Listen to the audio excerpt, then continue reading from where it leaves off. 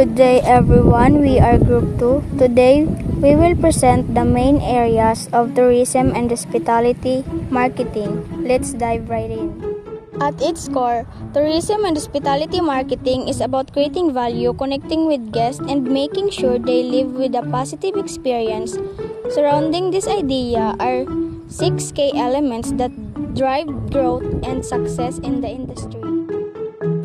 First up is promotion. This includes efforts like advertising, promotion campaigns, social media content, and special deals.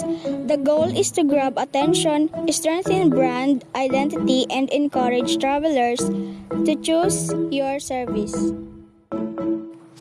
Next, we have pricing. Getting the price right is essential. Too high and you might lose customers. Too low and profitability suffers. Businesses often use strategies such as competitive pricing, value-based pricing, cost plus, and even dynamic pricing that adjust based on demand. Third is product development.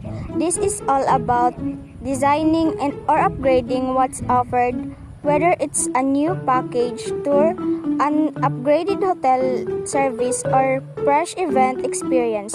Strong product development helps keep offerings exciting and memorable. Fourth comes distribution, which focuses on how customers actually book or access services. It could be direct booking through a website, working with travel agents, or larger global distribution systems. The easier the access, the more likely customers will book. Fifth is market research. This involves gathering data on customer preferences, market behavior, and competitor strategies. Tools like surveys, focus groups, data analysis, and SWOT assessments provide insights that guide better business decisions. And last but not least, customer relationship management.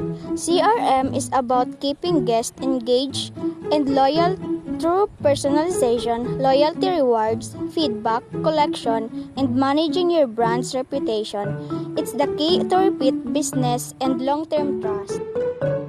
To wrap it up, tourism and hospitality marketing revolves around these 6 elements: promotion, pricing, product development, distribution, market research, and CRM.